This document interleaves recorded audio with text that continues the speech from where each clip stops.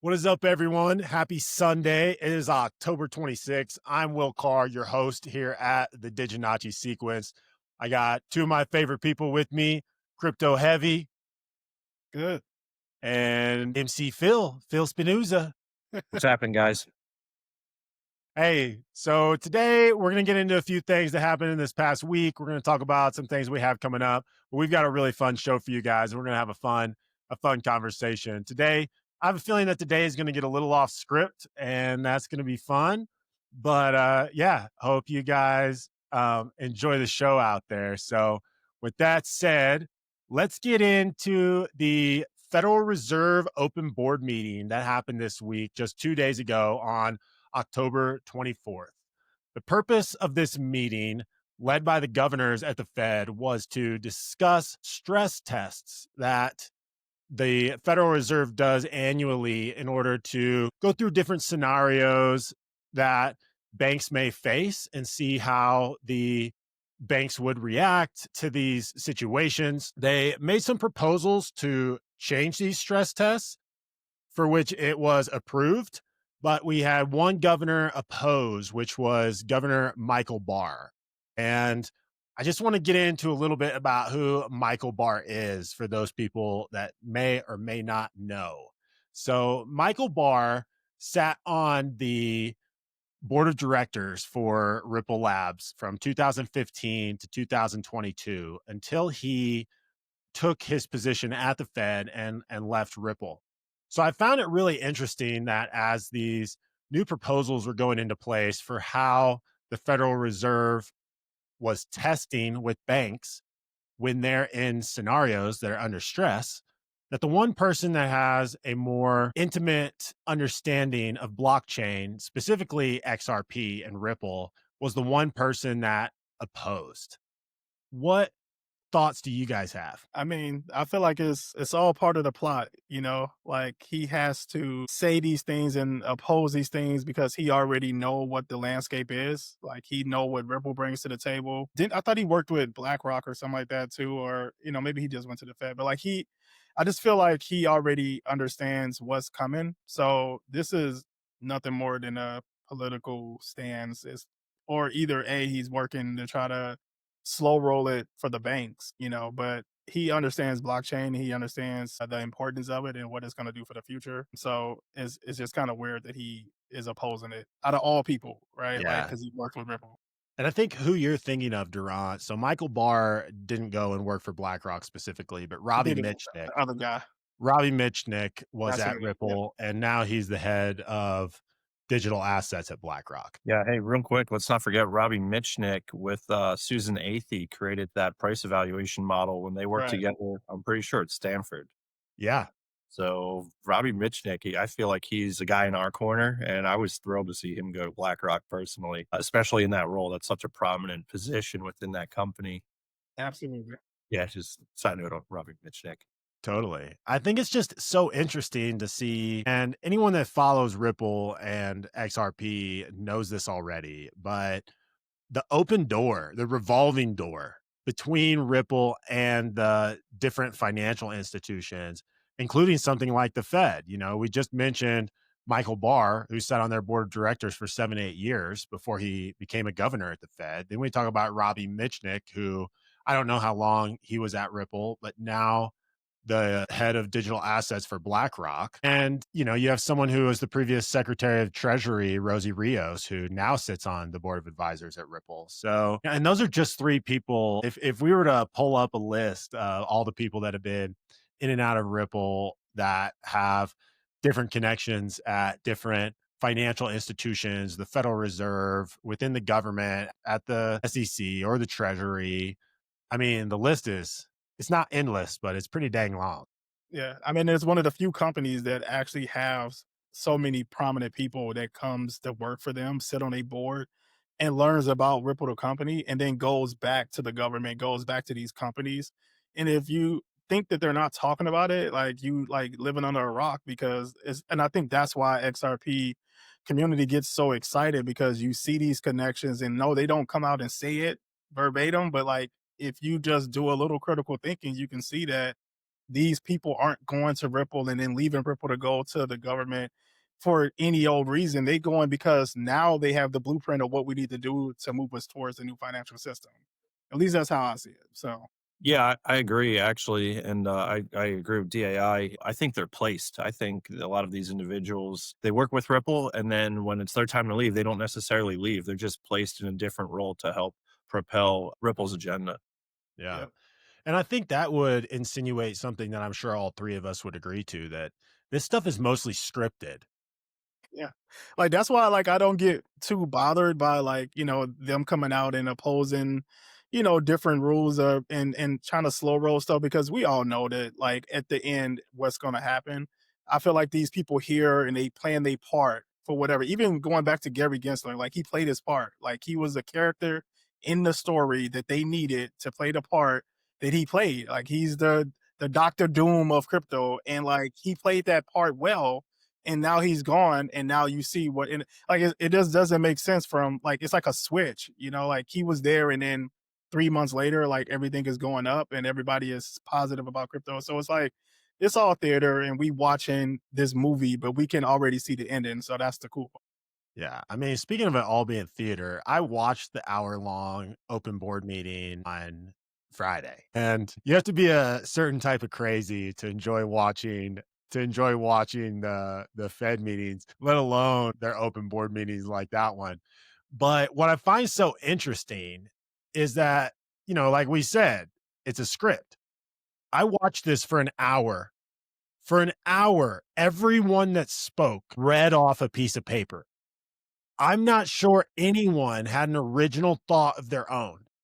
They never I do. suppose you could make the argument that these people all thought of what they wanted to say prior to the meeting and took their own notes and wrote everything down for themselves. But to me, I just find it fascinating because it's not like they're looking at these papers and reading bullet point notes. They are reading these papers verbatim. Like you can tell they are holding up the thing right in front of them and reading word for word what's going on. And it just makes me think, who is giving them these scripts? Do these Yeah, people really have any power or any say at all? Or are they literally actors placed around a table to then be placed on a live stream when there's less than like 1,000 people? I was one of like less than 1,000 people that watched this thing, man. It was probably you and other XRP influencers watching. Let's see what's happening. But I think they're not even actors, man. They puppets. Like right, somebody exactly. They're has their puppets. hand up their back and they're talking for them, and they just so happen to be out here on TV. Like they puppets, man. It's not. They They don't have are. a real thought. They don't. They probably don't even understand what they talking about. You know what I mean? Like they don't even understand. That's why they don't ask. They don't ask any questions. There's viable questions. It's like it's even the questions are like, "Hey, we're going to ask you this. Here's the notes. You're going to say this, and then I'm going to let you be." Like it's like, come on, man. Like They read off the questions. They were pre-printed. pre-printed, man. Like it's a joke, man. It's a Yeah. joke. Is it possible they've had their own thoughts and formulated some notes and had a staffer put it together? Sure. But most likely, I don't think that's the case at all. I think one of their donors probably worked with one of their staffers to write up whatever they read off a piece of paper. And that's what we witnessed. Yeah. That's what you saw. They probably don't even look at it before they go out there. That's why they stumble over it and look all like Yeah. awkward. They didn't Right. even go do a good job. Like they didn't even learn the script. They just, oh, I'm gonna wing it. I'm gonna get up there. Just put it in my book. I got you. Yeah. It's So terrible, true. man. Terrible. There's one girl, I swear, I wish I could remember her name, but she looked identical to the mom of the Addams family. Morticia. Yeah. Nice. Where? What Morticia? The Selma Hayek Morticia? That might not be too bad. The super skinny one from the latest movies that I've watched with my daughter. Oh, that's great, man. Yeah, and by the way, 25 basis points, that is a joke. That's a laughable joke. That's just a Yeah. weak headline grabbing decision. That Well, what is do you think they're gonna do in the next meeting? That is that coming up this week, Phil, That's this where week. they're gonna make an interest rate I think decision? it's Wednesday. Yep. Wednesday? I think so. I could be wrong, but I think I it's think Wednesday. so too. I think Polymarket was saying 25 basis points. So, I mean, which is a joke, absolute joke. So Mhm. we Housing interest rates already reflect that possible dip in basis exactly. points. Yeah, So because they are nothing really is he gonna are happen. Jerome Powell already kind of like gave us the nod, like we're going to do another one in October. So it was already the market priced it in. Like Yeah, so, they sure did. I don't even think I wouldn't be surprised if we go down like in the market, like the market dips, like when he I announces wouldn't it. either. Everyone's saying market's gonna go up. Well, what happens when everyone agrees it's gonna go Yeah, up? It like dips, we get it positive news and it's still not yeah, positive. So yeah. I mean, if we had Peter Schiff on the show, he'd argue for why interest rates should be raised. yeah, yeah.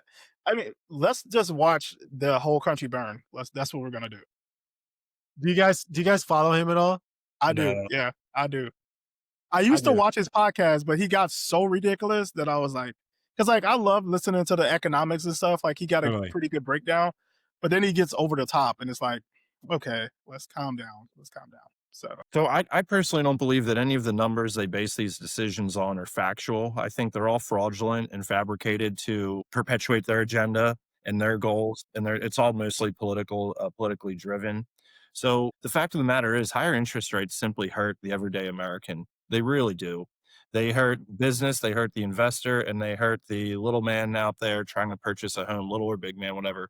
It hurts the individual trying to purchase a home. There's no argument, in my opinion, that interest rates should be as high as they are today or higher. They need to be a lot lower. It's really it's tough. So I sell homes, and it's brutal sometimes when people come in and try to buy, especially those that have to buy their first home. And I run up cost estimates for them. It is tough. Yeah. it's What are you it's seeing almost in the like housing market right now, Phil? Like, Yeah. I've had people try to tell me, "Oh, it's a buyer's market right now." I don't feel like it's a buyer's or a seller's market. it's not.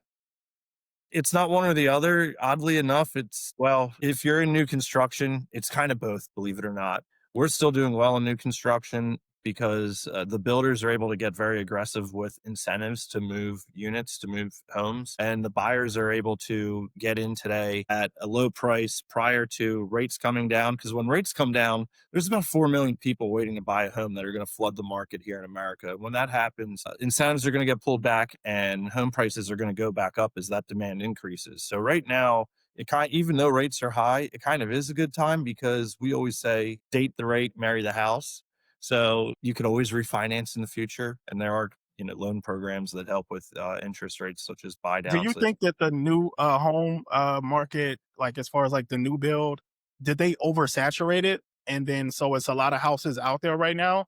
And now when it Well, comes due, is that why they got like the incentives kind of thing? Or every area is unique to its own market okay, conditions, and there are some markets that are completely oversaturated. You largely see that in Florida right now is totally oversaturated from both. Vegas is like that too. My parents live in Vegas, and it's new builds everywhere. Like so, Yeah, I was Vegas is curious.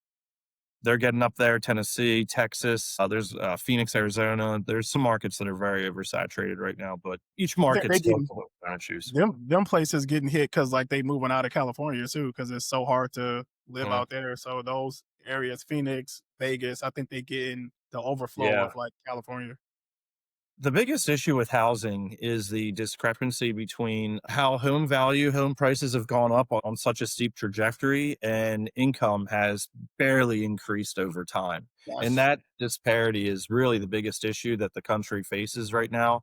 Yep. And drastically lowering interest rates is one of the easiest levers someone can pull to kind of bridge that gap Oh, a bit. make it But that closer. that gap is so wide. I'm not sure.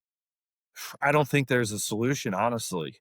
There's That's what never been a point in history, even during the Great Depression in 1929, the 1930s, we never had a point where the median house price was this disproportionate to the median income.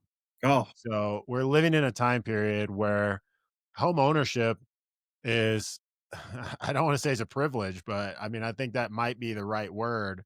it The is. other solution is for our government to create some type of deflationary cycle through some type of credit collapse, which would be the other Very alternative to common. lowering interest rates, it would be the equivalent of ripping the band-aid off, in the sense of it would cause a lot of immediate pain, but it would get us over the hump quicker, at least from my understanding. Because when you have these home prices that are so expensive, the other way to make them more affordable is to cause a crash in the real estate market, and a significant one.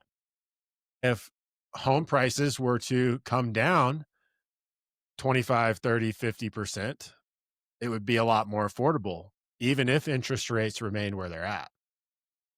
I wonder how that'll affect like people who bought houses at a higher rate. Like, if the price There'd be a drops. ton of foreclosures. Yeah, Yeah, that's a People would scary be thought. upside down. yeah. Mhm. Yeah.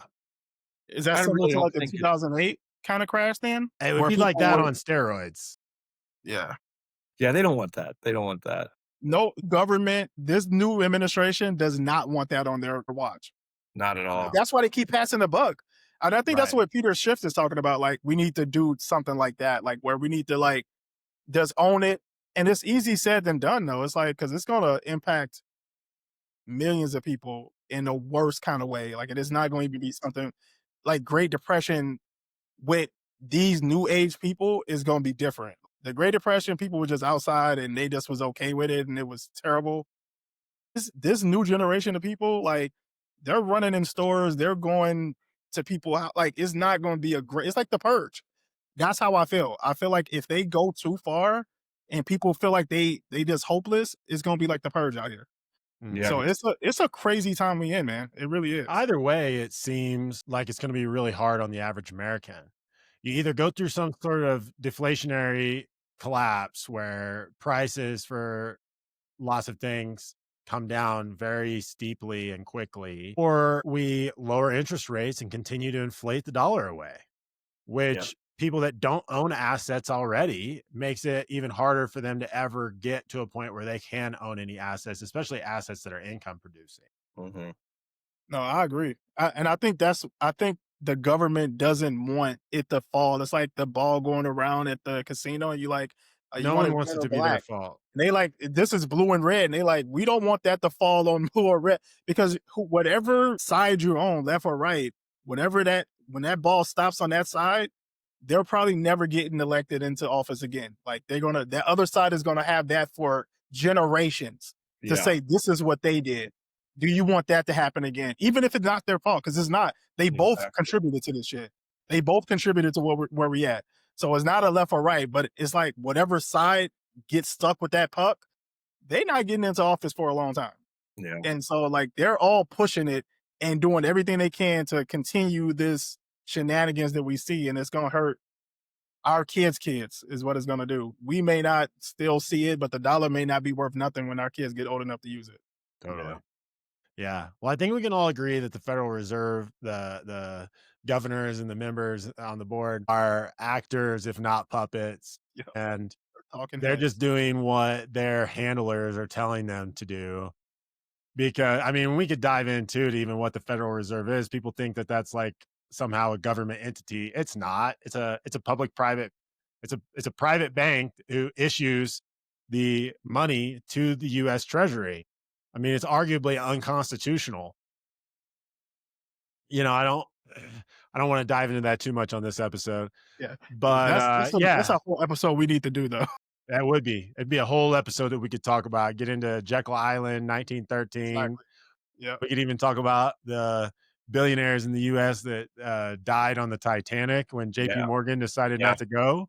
Yep. Mhm. There's a lot, that people that almost no one knows, that you kind of have to dive in and really go down the rabbit hole to understand Until you go how down the rabbit hole, you won't though. Like they don't teach that, and most Americans are so oblivious to it. So they don't Yeah. even understand what you're saying. You say Jackal Island, we all like, oh they're yeah. like, what? They like what? Like it's a cool story to go down. It is. Yeah. But yeah, guys, I want to talk about something a little more fun. I feel like we just turned this episode depressing. Let's get out the violin. But yeah, let's talk about the big Ripple news of the week. So obviously, we talked last week about all the different Ripple acquisitions, including the acquisition of Hidden Road.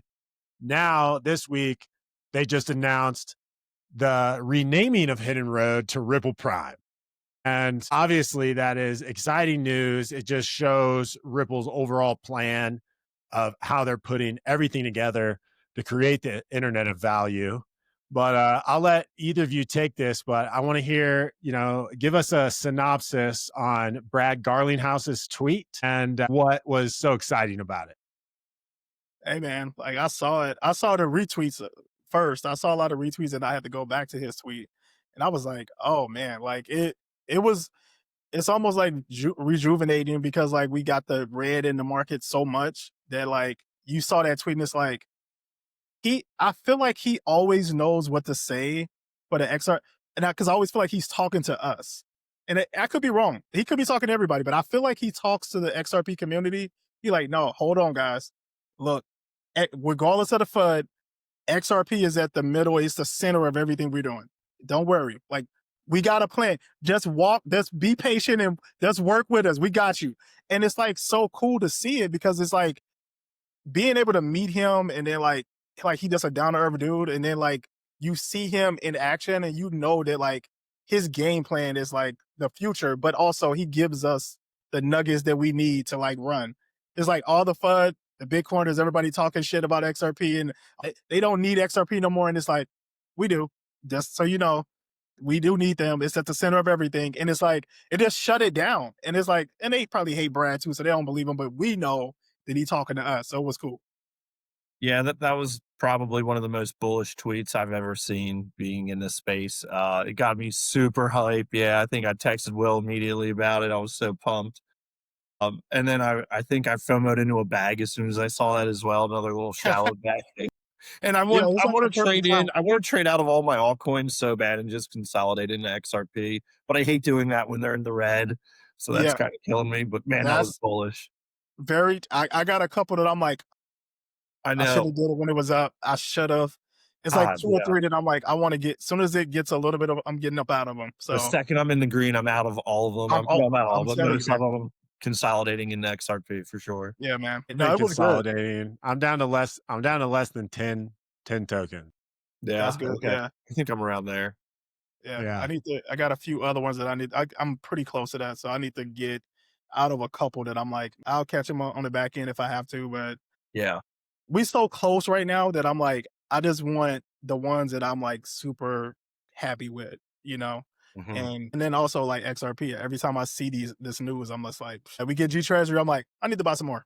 Yeah. I'm like, why did I even buy anything else? What was I thinking? Yeah, right, exactly. And you know, and we all bought at the lower ends of like XRP. So even now, I'm like, yeah, that's a great buy. I'm super happy about it. Yeah, I FOMO'd Great into buy. World Liberty Financial when that dropped, and, obviously, I'm down on it right now, but my Me thought process too. That's one of mine. yeah, well, it's Trump's it's Trump's coin. You can't go wrong with Trump. This has gotta make some money." No. It is. It's I gonna know. pump, man. That's going to be there for a while. What Yeah. Yeah, they're doing with that. So, Well, and that's why I look at them. It's like some of the ones I still have. It's such a minimal amount, comparatively, yeah, I've and been I want to ride it. I look at it as like a 20-30 investment. Let's see, yeah, let's see yeah, where it for sure. goes. I'm and you not got to buying have some of more those. World Liberty Financial today, Yeah, but right. I'm gonna hold my little bag. Yeah, and I look at those I look at those as, like, the first bags I'll cash out before I touch any XRP. Exactly. Yeah. That's why I said you got to have those. You got to Yeah, have those so that you don't touch your XRP. right. Yeah, they go You know, first.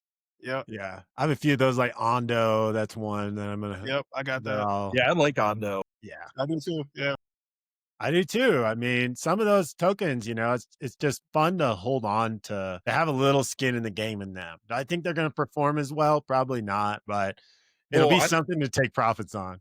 yep, Yeah, I'm very long on Ondo, honestly, with their real world tokenization and their partnerships with BlackRock and a couple other big dogs out there. I am very bullish and long on Ondo. I feel good about that. That's one I feel good about continuing to buy right now.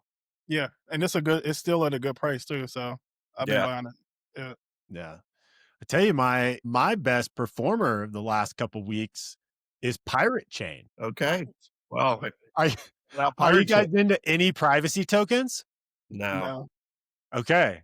I think privacy is a unique niche, man. Like, obviously, we've seen Zcash, which Zcash is claims to be a privacy token, but from my understanding, it pretty much isn't. It's like a private CBDC somehow. But I mean, Zcash is up hundreds of percent in the last few weeks, and the other privacy tokens are starting to follow. So it's that's always maybe that's the cycle for it because it's always a cycle where you get. It's like last cycle was AI, so maybe this is the cycle for privacy. I haven't messed with any of that though. Like I've been more or less like Ondo, Axelar, stuff like that. But like, Yeah, right. Axel is a good one. Yeah. yeah, I bought a I little had Axelar this week. I sold out of Zcash a long time ago, so now hearing it's up couple 100% is killing me. it's you can't. It's like you It's can't probably catch back them to where all, you man. bought it. It's like Pokemon, Man. man. You want to catch them all, but you can't, man. You can't. Yeah, Yeah. right, exactly. Yes. Yeah. Yeah. I mean, I think that privacy is going to have, I mean, it's just an interesting play. I mean, the reason that I think privacy might have a run in this cycle and going into the next few years is if we truly are going into a full blown financial reset and we are losing privacy in general as a society. What's already gone. Yeah, there's going to be a play for privacy tokens to be able to transact completely private. I think, you know, the biggest possible downside to that is if the government somehow tries to make them illegal or make it to where we can't transact with them.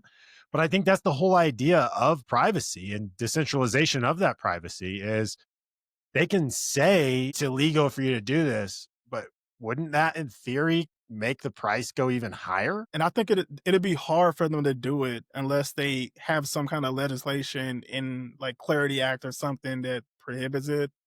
Like once we get the infrastructure, it's gonna be hard for them to like say stuff like that because that's almost impeding your privacy. Like you know what I mean? Like which is going against everything that we trying to talk about with CBDCs and stuff like that. So people should be allowed to like invest or utilize decentralized platforms for privacy if they decide to. Like and you can't necessarily say you can't. Like that's I feel like they'll get more pushback. And like you said, that will raise the price up and it'll just go offshore. That's what it'll do. So Well, and they can't stop the three of us from transacting amongst each other. Like right. that's where privacy and the decentralization of that comes into play. They can say this can't be used, like certain businesses and stuff can't use it that are Right. certain regulations and like public facing, they won't be able to. But it's the back end people underground using it that ultimately brings value to those type of networks. Well, that's what scares the hell out of them too, though. If you really think about it, the fact that we can do that without them knowing or without them having control or getting a piece of it is the reason why they hate it. And it scares them to death because they would rather you go through a bank or something where they can like really dictate and control it. They can make sure that they know the transaction and everything that's happening. But if we doing it amongst each other for whatever our business is, and we're like that's how we do our interactions and our transactions, they can't control that. And they can't say, well, you owe me 5% of that or you owe me this or that. And I think that that's the part that they don't like. And that's the part that'll probably get it into some trouble. Like you said, like for them to try to ban it or something. Yeah, I think that that'll be too far down the road. I don't think that's something they can do anytime soon. They don't even understand like blockchain in essence, like how secure that is. And I damn sure can't see our government knowing about a privacy coin and how that works. Like or DeFi or anything else. Like they so old and don't know they so outdated with this whole blockchain and Web3 that it's gonna be hard. I Mhm. think we got a lot of battles coming still. A lot Yeah. with the Well, governments. Yeah, yeah.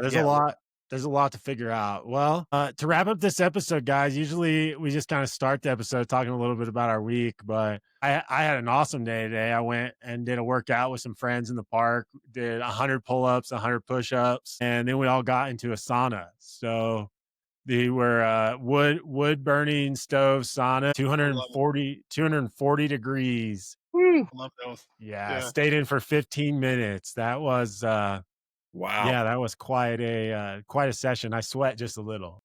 Yeah, I bet. That's I Yeah. was So great. telling Phil what about you I was guys? You telling guys have Phil anything earlier. cool that happened this week? Yeah, I got a good little workout in too, with a guy like at the gym that I always see. He had me spot him, and then we ended up getting a workout together. So that was pretty dope. And I was telling Phil I'm walking like a baby deer right now because we did leg day, and it was like like how you work out with somebody and you trying to keep up with they energy, they pace, and so like that's what was happening, and we was kind of going back and forth with each other, and yeah, I got a good workout, man, but I'm sore as hell. So like I walking up the steps is terrible. Sitting down on the toilet. Oh my God, yes. I'm sitting in a chair right now. I'm like, oh man, I don't want to get up. So yeah, like It's the the baby best. trying to walk. Yeah, love that. What about you, Man, Phil? yeah, nothing crazy. I've been ultra strict on my diet. I think I'm getting back into keto right now, which I'm actually excited about. That's probably not exciting to anyone else, but that Yeah. gets pumped up. So yeah, that's about it. Look, that ketosis is crazy work, man. That's people don't Yeah, understand like how fast you drop with that, man. It's crazy. yeah. It's crazy. Yeah. Well, I'm trying to lose some weight to go skiing with Will out in Colorado this winter. Got to get in fighting shape for that one. Well, a little extra weight just makes you go down the mountain faster. True. Keep me away from that mountain then. Oh man. Speaking of catch 'em all, guys, my daughter just came home and she just set all these on my desk. So I've no idea where these came from, but Came from the trunk or treat. oh, you got them at Trunk or Treat today. Nice. She Yeah. got a good oh, Maybe these will be worth something someday. she cleaned up. Yeah, she cleaned up. Yeah, I actually no, this isn't the great one I grabbed, but I've got a few pretty Look at that. somewhat valuable Pokemon cards here. Oh, there you Yeah. go. That's a good That's haul. that's the jackpot right there. There you go. That's gonna be enough candy for her for 7 years, I think. The way Don't she worry, eats Phil. candy. I'll eat something for you, man. You can't have none, but I got you. Like I ain't sharing.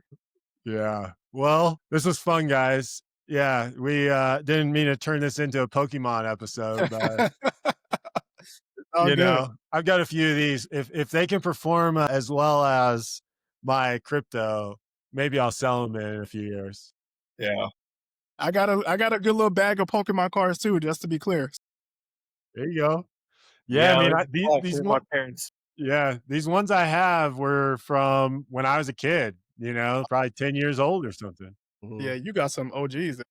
Yeah, Yeah. this is a 1995. Yeah. There you go. I think I got the ones OG that came Pikachu. out that's like the replicas of those, like that came back around. So that's the ones I've been collecting. Yeah. It's hard to get them too. Like people go crazy and nuts for them. So it's like I'm not waiting outside of GameStop for them. But if I do stumble on them, I grab them. So Blake just brought me another one. I think this is my most valuable one. It's a Squirtle, original wow, Squirtle. Sick. wow, I think those Charizards are supposed to be awesome. yeah. Yeah. Anyway, we really got off track here, guys. Sure did. We went from the Federal Reserve to Pokemon. Like, I don't know. They're probably both equally shams. Yeah. Exactly. That's a fact. Yeah. Good Well, all right, time. guys. Fun talking to you both. Always love hanging out with you guys on Sunday evenings. And yeah, let's see what happens at the Federal Reserve meeting this week. Maybe 25 basis point drop, but maybe who knows? Maybe we'll get something more. And I'm sure we'll have some exciting things to talk about next week. So Absolutely. I yeah. look forward to it, guys. Until next time, Thanks, fellas. fellas. Great See seeing you you. later. See y'all.